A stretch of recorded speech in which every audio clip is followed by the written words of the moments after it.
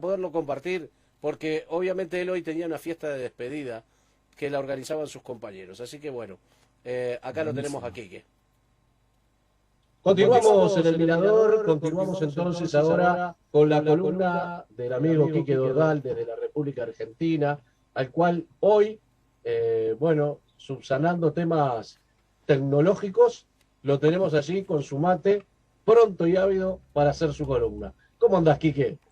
¿Cómo te va, Eduardo? ¿Cómo estás vos? Saludos a todos los oyentes. Hoy estás sin el coequiper.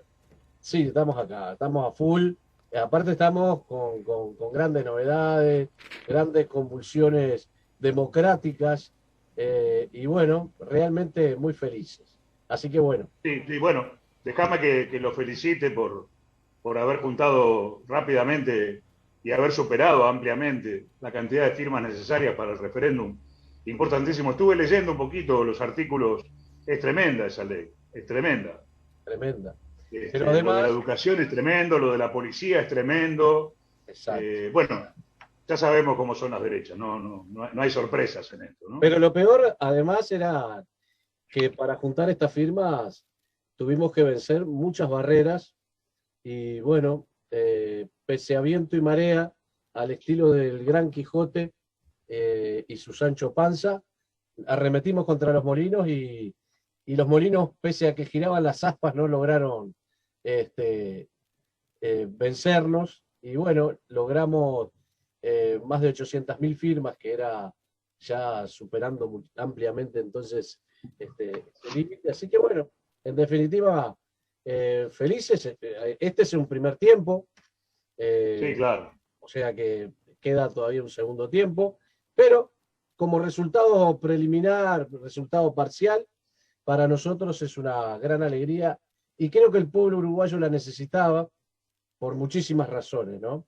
Una, la pandemia, pero luego varias medidas que obviamente este gobierno ha emitido y nos ha tenido realmente, por lo menos a los sectores más carenciados, con grandes dificultades para poder sobrevivir. Así que esto es un primer intento de poder vencer ese gran monstruo que se te presenta adelante, que es la derecha organizada. Claro, y además la derogación de estos artículos les va a dar una herramienta más para resistir lo que les queda, o que les queda un rato, ¿sí? Les va a quedar un rato de resistir a este señor, te lo digo porque tenemos experiencia y además tienen la experiencia de Brasil al lado, Tal y cual. bueno, tenemos sobradas experiencias para saber que no hay sorpresas en estos gobiernos, porque se vienen, ya lo charlamos incluso el viernes pasado un poquito de esto. Exacto. Así que bueno, te cuento primero más o menos informativa y me quiero detener un ratito. Hoy es 9 de julio, vos sabés que hoy es el aniversario de nuestra independencia, pero ¿Mm? quiero entrar en algo que por ahí, mira, es una cosa que no se habla mucho acá, así que me imagino menos allá.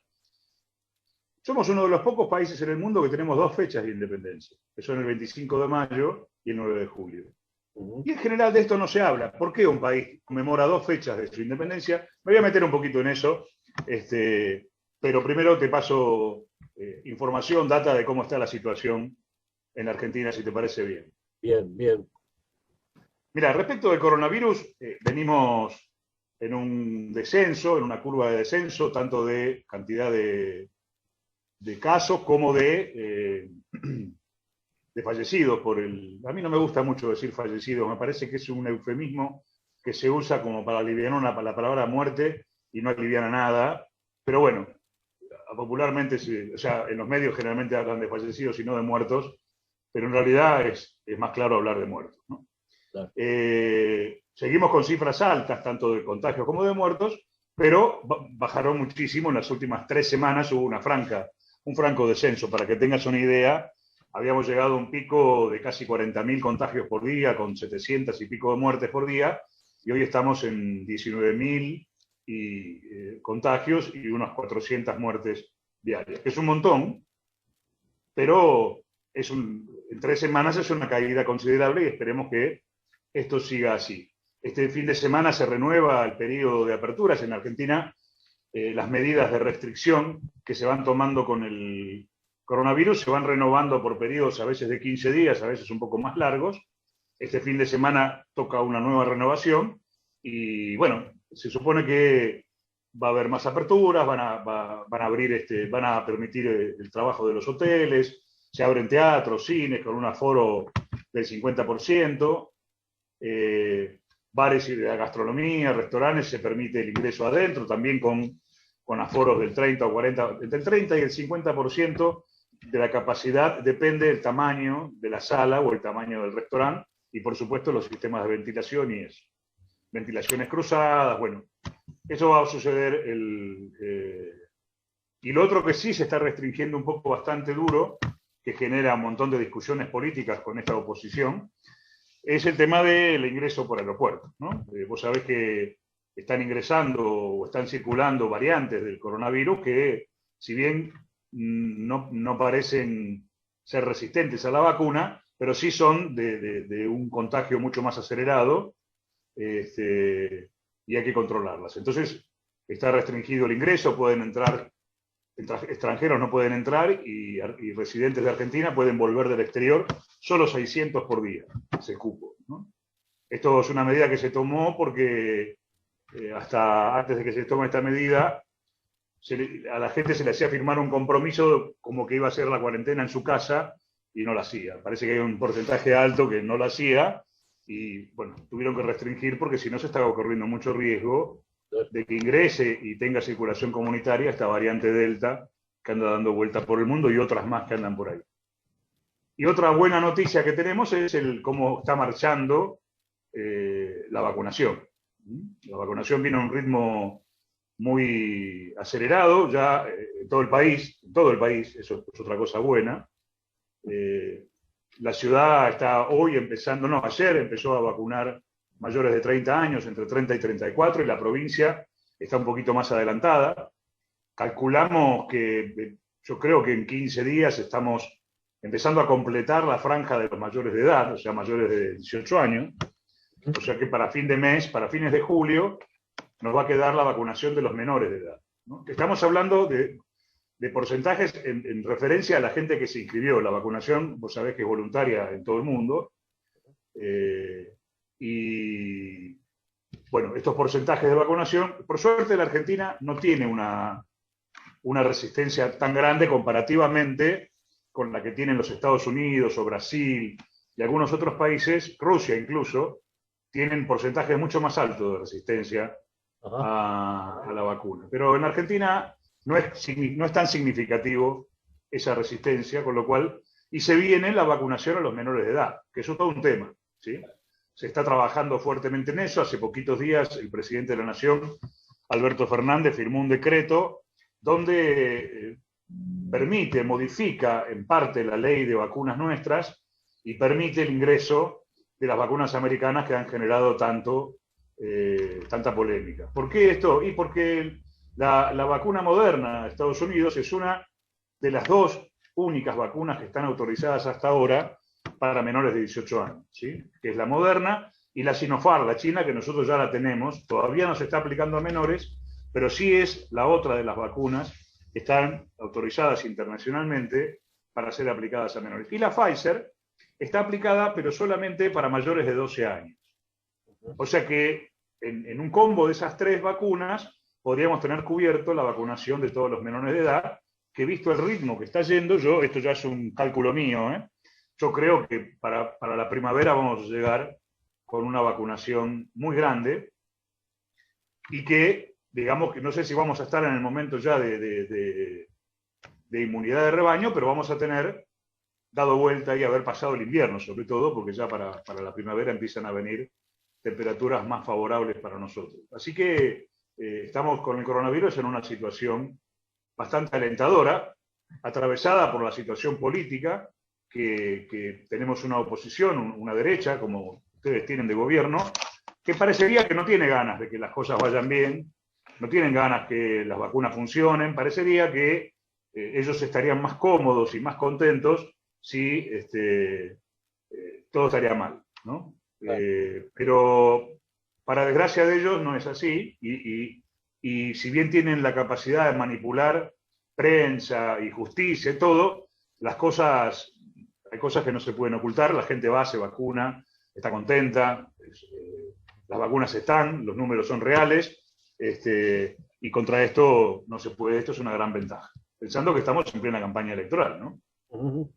Así que, y después otra buena noticia respecto al coronavirus es que ya se comenzó la fabricación de la vacuna Sputnik, la rusa, acá en la Argentina, ¿sí? Ya se han producido 1 millón de dosis, que se van a empezar a colocar en breve, y esta semana se empieza la fabricación de la segunda dosis de Sputnik, que es la figurita difícil, parece, ¿no? Porque parece que es un componente que lleva un proceso de elaboración más complejo que la variante 1, que la primera dosis, y entonces eso hace que se retarden un poco las segundas dosis. Bueno, y el laboratorio informó que en el plazo de 15 días va a tener disponibles 1 millón de dosis de la segunda dosis de la Sputnik 5.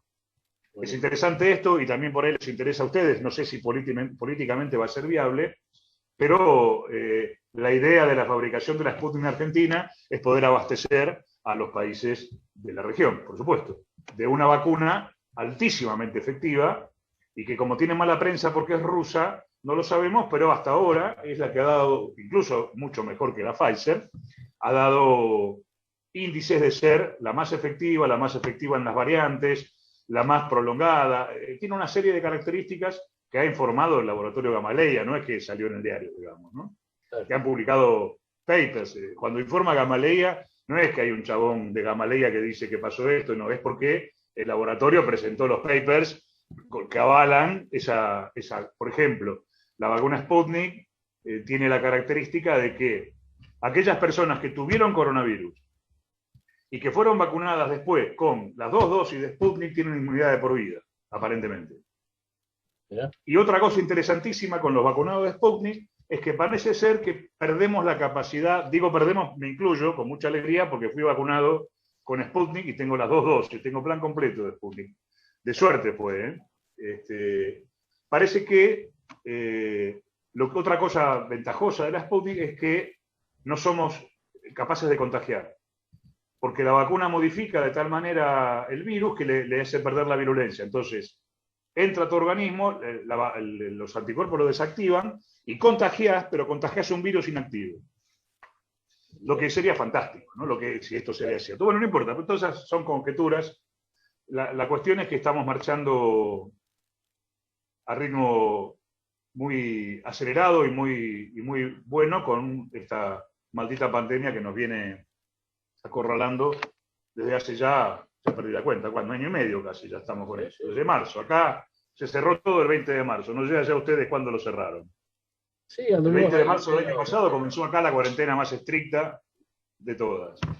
Claro, sí, acá después... Así que bueno, es un gran alivio. Claro. Es un gran alivio. Bueno, después estamos en campaña electoral, de ahí no tengo mucho más información para dar. Lo que está haciendo la oposición al gobierno nacional es intentar culpar al gobierno de las muertes por coronavirus, intentar decir que la campaña de vacunación no funciona. Primero decían que no había vacunas, cuando se vacunó a todo el mundo decían que faltaba la segunda dosis, cuando se abrieron las segundas dosis ahora dicen, no sé. Así está funcionando la campaña electoral. La oposición está proponiendo que transite esa campaña por el tema del COVID, lo que me parece una locura, ¿no? Sentar la idea de que la campaña electoral va a tener, la pandemia debería ser algo aparte, debería haber una unidad, y estar todos de acuerdo en que lo que tenemos que hacer es salvar vidas y no especular con un resultado electoral. Pero bueno, cada sector político hará lo que considere necesario. Bueno, eso es lo que te quería decir en cuanto a información. Lo que quería también agregar es que hoy es 9 de julio, nosotros conmemoramos hoy la Declaración de la Independencia, 9 de julio de 1816, se están cumpliendo 205 años de esta independencia, y esto se realizó en la provincia de Tucumán, en la famosa Casa de Tucumán, en el noroeste argentino. Y lo curioso es que nosotros también tenemos otra fecha patria, que es el 25 de mayo, ¿no? Que es la Revolución de Mayo, como la llamamos nosotros. ¿Y por qué tenemos 2 fechas? Bueno, no es muy complicado el tema. te voy a meter algunas cositas de historia porque es absolutamente necesario que lo entendamos y aparte involucra a ustedes también, porque en aquel momento, cuando todo lo que voy a contar sucedió, Uruguay todavía no era una nación independiente, todavía no había declarado su independencia. Pero estamos hablando de 1810, es el 25 de mayo, cuando 6 años antes de la declaración de la independencia, se produce en Argentina la Revolución de Mayo. La Revolución de Mayo es una respuesta a una situación política internacional que había en ese momento que tenía que ver con la invasión de Napoleón a Francia, ¿sí? A España. La invasión de Francia a España, ¿sí? España, una España absolutamente debilitada, había sido devastada por Inglaterra y por inoperancia propia de los reyes de España. Y bueno, se produce un episodio en Europa que es, meten preso al rey de Inglaterra. Había una interna entre el rey de Inglaterra y su hijo, que era su heredero del trono. Estamos hablando de Fernando VII y de Carlos V. La cuestión es que Napoleón, con su inteligencia y estrategia que lo caracterizaba, le hace una jugarreta, que se conoce en la historia como la farsa de Bayona, y como intentando mediar en ese conflicto, que no lo hace él, lo hace un funcionario de la corona que se dice que era el que realmente gobernaba en España. Van a Bayona, una ciudad francesa, porque supuestamente para mediar en el conflicto entre los hijos, y lo que hace Napoleón, lo mete preso a los dos, para sintetizar el hecho, mete preso a padre e hijo, y lo pone al hermano como rey de España, que es José Napoleón, José I Napoleón, que le decían José Botella, porque parece que le gustaba empinar el codo, como decimos por acá, a don José. ¿Qué pasó? ¿Cómo reacciona el pueblo español en aquel momento? Que en realidad todavía no era España, eran Castilla y Aragón, funcionalmente los reinos que se estaban fusionando. El pueblo desconoce, el gobierno francés desconoce a José I, las provincias españolas desconocen al rey francés y forman juntas propias de gobierno. Cada uno forma juntas propias de gobierno, que se autogobiernan, se generan, en España, que se generan gobiernos autónomos. Esta noticia llega a América, un tiempo después, y acá, después de debates, que se estaba empezando a hablar de romper con España, sobre todo por el comercio. Inglaterra venía fogoneando muchísimo que nosotros rompamos con España para que se puedan abrir los puertos, porque hasta ese momento nosotros podíamos exportar solamente a Cádiz, o sea que hubo un gran lobby de Inglaterra y además de los exportadores y los comerciantes porteños que se iban a beneficiar muchísimo rompiendo con España. Entonces, el Cabildo del 22 de mayo se reúne para esto, justamente, para ver, bueno, ¿qué hacemos? Está preso el rey de España. Entonces, acá se crea una junta de gobierno, al igual que España. Hubo otras propuestas, había otros dirigentes que proponían lo que se llamó el carlotismo, que era un sistema monárquico propio, pero eso no prosperó. Lo que prosperó fue formar una junta de gobierno igual que en España para desconocer el gobierno francés. Pero nunca se habló de independencia, o sea, sí había en ese grupo de nuestra primera junta, donde estaba Mariano Moreno, donde estaba Belgrano, donde estaba Castelli, que eran realmente revolucionarios, que lo que querían era independencia, pero acordaron no hablar de independencia. ¿Por qué? Porque estaba preso el rey. ¿Qué vamos a salir a pelearnos con un tipo que está preso? Esperemos a ver qué pasa. Entonces, cuando se firma el acta de la primera junta de gobierno, el 25 de mayo, se firma como primera junta de gobierno patrio, ¿sí?, en defensa, acá la historia nuestra no completa el título del acta, recién cuando llegás al secundario, si tenés algún profesor piola te cuenta el texto completo, el acta dice, primera junta de gobierno en defensa de los derechos del rey Fernando VII, dice la primera junta. No habla, pero sí derrocan al virrey y gobierna la primera junta. ¿Por qué? Porque el virrey, teóricamente, depende del rey, y si el rey era francés, el virrey no podía negarse a obedecer al rey. Entonces, sacamos al rey, ponemos una junta de gobierno, pero no nos independizamos. Decimos bueno, en esa junta había gente que no quería independizarse, había gente que sí, y había otra que lo único que le importaba era comerciar con Inglaterra. Pero todos todos acordaron en que había que romper con España. Entonces se produce la ruptura y esa es la mecha que encendió la independencia de Argentina. Pero la real independencia, es decir, la que rompió en los papeles con España y con otras naciones del exterior y se crea un gobierno propio, es la del 9 de julio de 1816, que es la que conmemoramos hoy. ¿Sí? Esa reunión, y ahí es donde quedan afuera ustedes. Porque no voy a ser tan extensivo, porque ustedes deberían haber participado de esa, pero como los que, a ver, había un lobby tremendo, muy parecido al actual, entre derechas e izquierdas, ¿sí? Si salimos un poco de los términos de la Revolución Francesa, nos olvidamos por un ratito de derechas e izquierdas, claramente vemos que teníamos un sector de dirigentes que lo que querían era una nación que responda a los intereses de las grandes potencias del mundo, es decir, que sirva para mano de obra barata, para sacar recursos, y otro sector que querían beneficiar al propio pueblo de la producción de la propia región, digamos. Hoy pasa exactamente lo mismo, digamos, en todos lados, ¿no? En Uruguay, en la Argentina. Y bueno, lo que sucede el 9 de julio es que se convoca a una junta, a una reunión en la Casa de Tucumán. Había habido otras. Hubo una declaración de independencia anterior, la famosa de 1813, que sí estaban ustedes ahí, sí estaba la Liga de los Pueblos Libres, pero los poderes centrales, que eran los que estaban manejando, sobre todo Buenos Aires, pero Córdoba también, no la aceptaron, y ahí estaba Artigas en eso.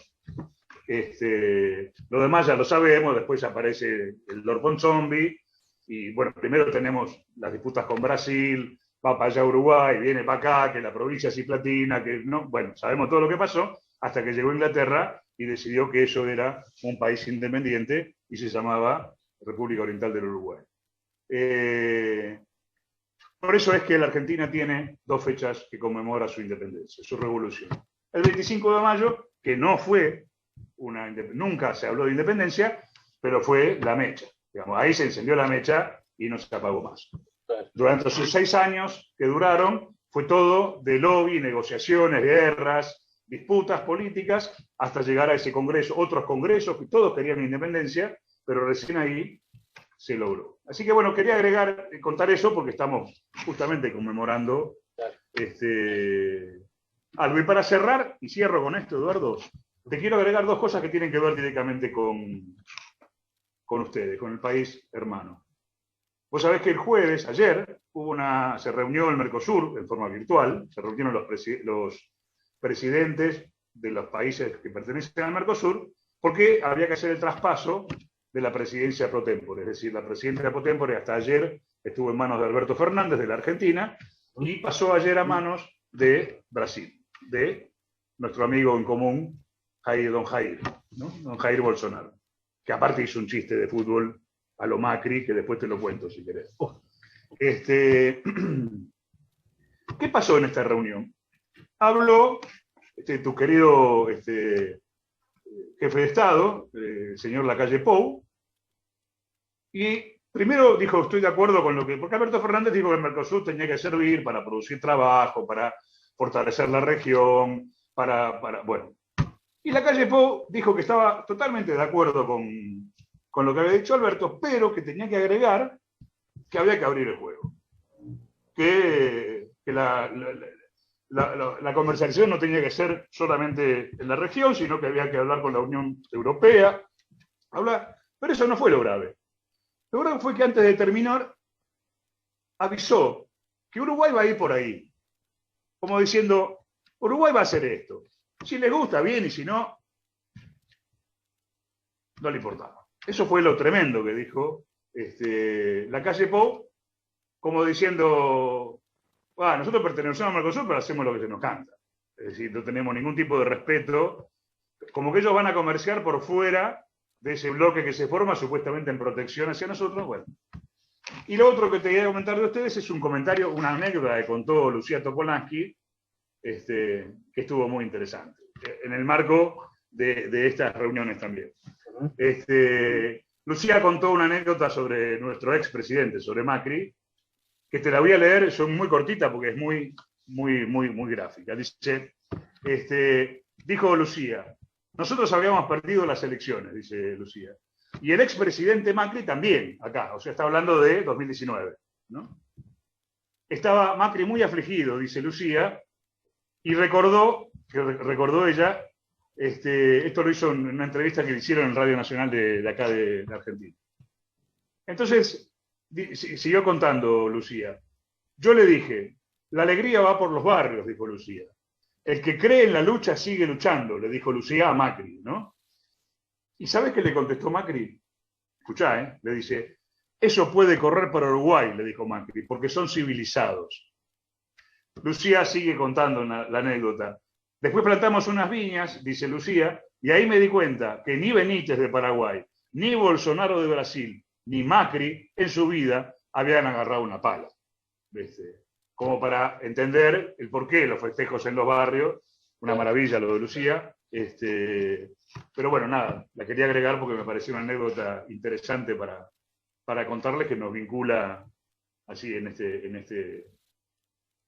esta suerte de vínculo que tenemos, ¿no? Espectacular. Así que bueno, por ahí más o menos pasaba la cosa en esta semana en Argentina. También tenemos que en el día de ayer el tribunal en Italia decidía ayer jueves, sobre el tema de los militares que intervinieron en el Plan Cóndor por los asesinatos de ciudadanos italianos radicados acá en América.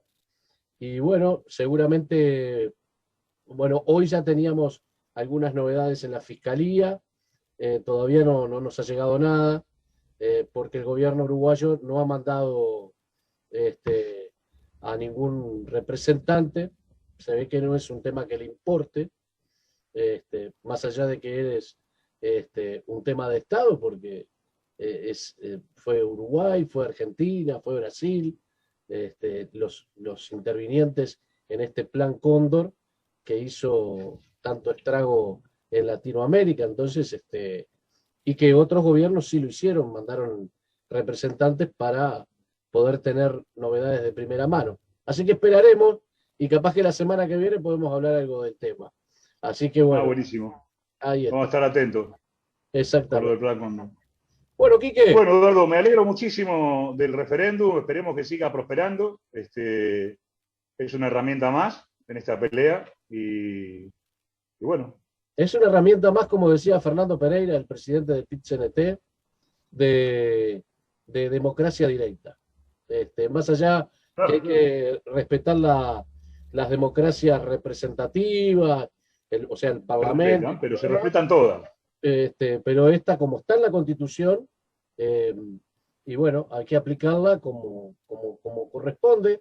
Acá se hizo un referéndum cuando, por allá por 1920, por ahí, no recuerdo exactamente, seguramente después los oyentes irán a buscar en Google y aparecerá que se hizo el del Vintén, que se le nombró y fue famoso porque subió el tranvía, había subido, y bueno, se hizo un referéndum.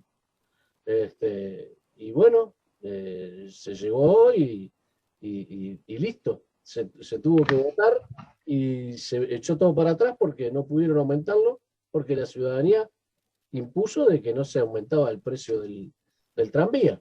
Y como eso, otros tantos más cercanos a la época. Así que bueno, vamos a ver cómo prospera este otro.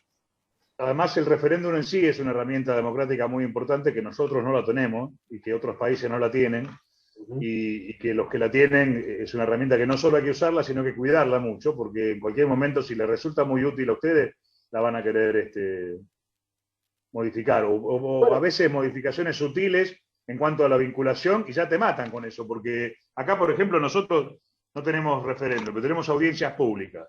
Pero las audiencias públicas no son vinculantes. O sea, por ejemplo, una empresa de servicios públicos privada quiere aumentar la tarifa. Entonces, bueno, hay que hacer audiencia. La otra vez, mientras estaba Macri, el 98% de la audiencia rechazó la tarifa, pero la aumentaron igual porque el gobierno dijo que le parecía que estaba bien. O sea, son no vinculantes las audiencias. Es como, a ver, preguntemos lo que piensan, pero solamente para saberlo, ¿viste? Porque vamos a hacer lo que queremos igual. El Bueno, pero referéndum que es nosotros, vinculante claro, claro. Nosotros tiene acá, esa importancia. al padre de este presidente, en cuanto tuvimos una situación similar con Argentina, que fueron lo de las empresas Claro, las públicas, pasteras. claro, no, de las empresas públicas, cuando Ah, sí.